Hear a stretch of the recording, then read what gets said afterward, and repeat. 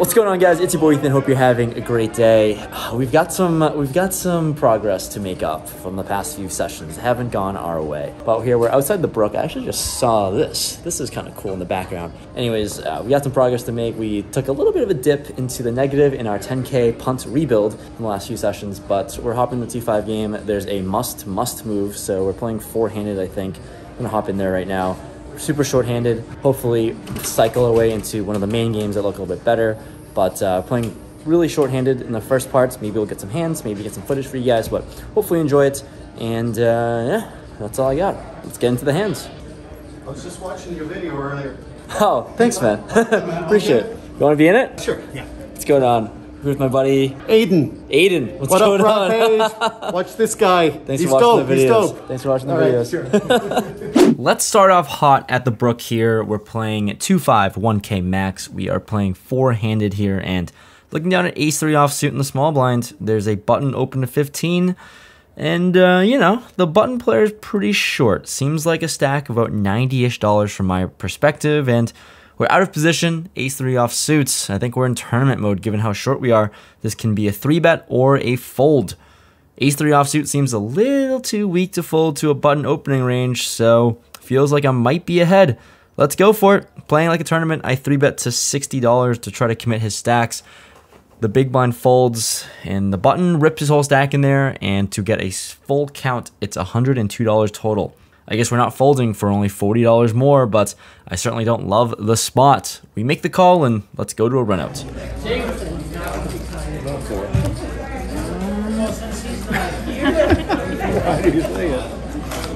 What'd you end up folding? The run out comes, and we're sitting with ace high, so it seems pretty slim that we are ahead here. The button shows us ace-king offsuit, so looks like we were drawing pretty darn slim. First hand right off the bat, time to reload. This next hand we're going to go over, it's a little bit better than ace-3 at least. A little bit of an improvement looking down at two aces on the button playing five-handed. There's an unknown player who limps. I'm going to raise it up to $30, seeing this player limp a lot. And we get the big blind and unknown player to call. Three ways the flop comes: jack, 8, deuce, 2 spades and a heart. Action checks to me. Overpair, certainly c-betting, and I size to $60. Now we have the big blind player who called pre. He makes the call for 60. Other player folds, and this player has about $500 behind. The turn is now the 3 of hearts, and with 2 flush draws out there, I think there's going to be a chance against some draws here. So I think given the fact that we are up against someone that I'm really familiar with, and we have a really strong overpair, I'm going to size up to $180. Same thing that I would do if I had a draw as well. And now he goes deep into the tank for over a minute, counts out his chips, and it looks like he either wants to jam or fold or call, or not really sure what his decision point is, but with $500, I would love to see an all-in, but ultimately he ends up folding. Sadly, we don't get more money, but I guess we'll take down this pot, chip up, and at least make up some money from our initial mistake first hand in. This next hand, we look down at a premium. Not the typical premium you're used to seeing, but 3-5 of spades on the big blinds. There's a button limp, small blind limp, and there's no reason for us to raise here, right? But yeah, we do. We size to $35. Trying to isolate someone, maybe. I'm not sure, but the button makes the call, and he's only playing about $200 deep, so pretty shallow with a not great hand. Anyways, the flop comes king, queen, 3, so you actually have some equity here with bottom pair. With the board favoring my range as the pre-flop aggressor, I put in a c-bet of $35, and this player makes the call, but he looks pretty hesitant doing so. It doesn't seem like he has too strong of a holding, so we're going to try to target that and see a turn. The turn is the 4 of spades, and all things considered, looks pretty clean for us. Let's go for it. I don't think he has too strong of a hand, so I apply maximum pressure and rip it all in. It's about $165 effective and a little bit of an overbet, but essentially pot-sized jam. Now he thinks for a while, and this whole time, you know, I'm just praying that he can find the fold here, hoping he can fold some sort of queen X holding and not get too sticky. And fortunately for us, he does find the fold button. And of course, we've got to show the bluff to make things up on this table. Got to make it more fun because, you know, we got to have one crazy person on the table to drive the action. So from one premium holding to the other, we look down at 3-5 of diamonds on the button. Oh, you damn know I'm playing this one. There's an early position limp, and we're certainly going to put in that raise. I sized to $25, and we get the small blind player to call and the early position limper. So 3 ways to a flop this time. The flop comes Queen 7-3 rainbow. Once again, the dirty threes are coming out with bottom pair. And when it checks to me on this pretty dry board texture, I'm going to throw out a bet. It might be a little bit of a semi-bluff, but, I throw out a bet of $30, kind of see where we're at. And we get the small blind to make the call. Early position player folds, so we'll see a turn. The turn is the jack of clubs, brings in 2 clubs out there, and he checks to me. And, with bottom pair, I certainly can bluff at this sometimes, but I decide to check it back. We've got a pair at least. The river is now the king of diamonds, so board is a little scary for our bottom pair, but he leads out for $45, and this seems extremely weak given the size of the pot, and with all of these cards favoring our range, I kind of want to put in that bluff. We didn't play 3-5 to just fold and play this hand normally. Let's put in that raise and put him to the test. I sized to $150. Immediately, he doesn't look too confident. And after a little bit of thinking, he ends up folding a 7 face up. And when you show one bluff with 3-5, you gotta show the other bluff again right after it with 3-5 again. Back-to-back bluffs should definitely get more action going at this table.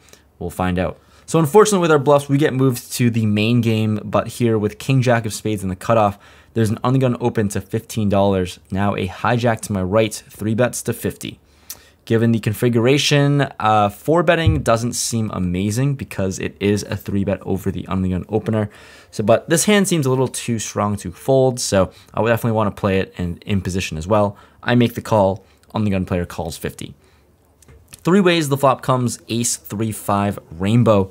We've got 1 spade, and surprisingly action checks to me. And this definitely seems like a spot that I can bluff on, considering that the hijack is going to be c-betting pretty much any ace on this flop. So I take a stab. We have backdoor spades to go along with it, but I throw out a bet of $65. The undergun player gets out of the way, which is nice, and I'm assuming the hijack player doesn't have an ace, but he also does make the call, so not sure what's going on, but let's see a turn. The turn is a 3 of clubs. No help for us, does not improve our backdoor draw, and he checks for a second time. Maybe he was just making the call one time with pocket queens, smaller pocket pair can fold to another barrel maybe. So I fire out a second barrel of $115. But sadly, nope, he makes the call again. So seems like he just might be trapping with an ace X holding at this point, but I'm ready to give up now. The river is the 6 of hearts. Once again, nothing for us, and he checks, not going to triple barrel and fire off with king high. I check it back, and he does show us the ace 10 offsuit, so he definitely wasn't going to go anywhere, and maybe a 4-bet preflop was the right move. I guess I messed up being a little too passive preflop. Following hand for us, we finally pick up something pretty good. Pocket queens in the small blind, and there's an undergun straddle, so we're playing 2-5-10. +1 first to act limps for $10. Then the other player next to act in the hijack jams for 110 total. It folds to me, we're out of position, and it's only an 11 big blind shove, so really not a whole lot.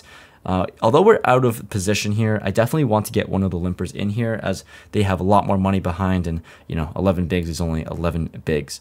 So although being in the small blind really sucks, I decided to just flat here, make the call, try to induce more action to follow behind. And surprisingly, only the +1 player who limped makes the call, and he's got about $600 behind, so definitely a lot more to play for. Anyways, the flop is not good. It's ace 10-7, 2 diamonds. We hate that ace out there. We really, really hate it. Anyways, I check, and he decides on a check back. So the turn comes the 3 of hearts. We don't really have much of an option besides to bet small for value, I think. So I throw out $100. It's only 1/3 the size of the main pot, and he decides on a fold. So anyways, let's go into a river, off to a run out of the 4 of hearts.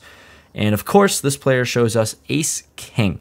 So can't really win much with our value hand so far in this session. Still trying to claw it back.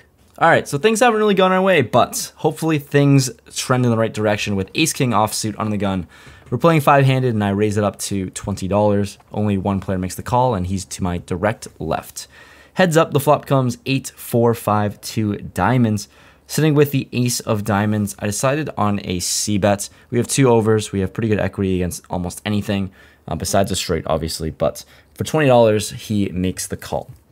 The turn is now a 4, board pairs. We don't love it. We don't improve. I decide to check now just to get to showdown with ace-king high, but sadly, he does not check. He throws out a bet of $50. And not much else to do here. Kind of handcuffed to just letting our cards go. Obviously, we can hero call this on the turn with ace-king high, but that seems silly. And he asks if this hand's going to make the vlog, and I tell him sure.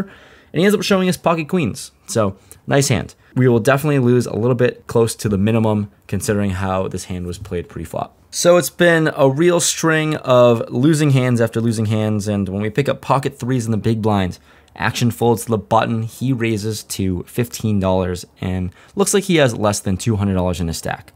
Small blind folds, and on to me. I've been annoyed, I've been sick of losing, it's time to gamble, screw it. Let's roll the audio. Fucking gamble. I don't even care anymore. I'm all in. This is terrible. Oh, it's a horrible decision. When I jam, this player snap calls, so it seems like I'm in trouble, but when we flop a 3, that is always good news.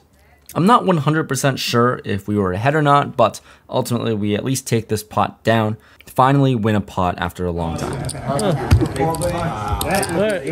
a pot. Is it ones? 200. The last notable hand of the night, picking up pocket 7s in the small blind, we have a button and small blind limp. Limping is not going to work around here. I raise it up to $35. Button folds, and the small blind calls. He's new to the table. He short bought into the table, so we'll see a flop.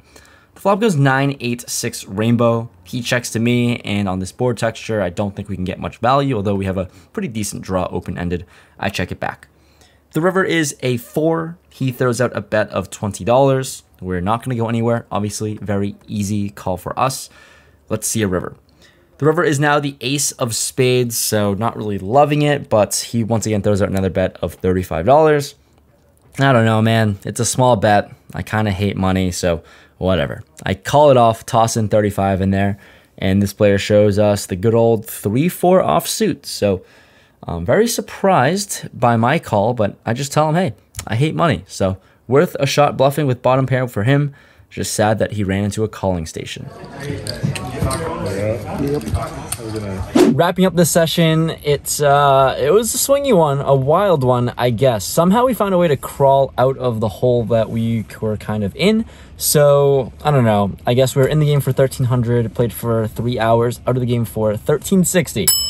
So profit is profit, I guess. Kind of hard to book such a small win after some really big L's in the past few sessions, but I'm in no position to complain. I've been running pretty well so far. So, I mean, I guess, you know, a little bit of run bad, some negative variance is always bound to come, but yeah, that's the session. The next video you're going to see is going to be a fun one. We're playing the meetup games with Gianni Vibes, so be on the watch out for that one. It's going to be a lot of fun. Can't wait to meet you guys there, and we're going to play 1, 3, and 2, 5, so maybe we can, you know, run it up maybe. So we'll see how that goes. Hopefully we no punts from us, but you just never know. That 3-5 is always a premium. So hopefully you enjoyed this one. Fun fact, if you have a Tesla, you're near here, there's a Tesla charging station.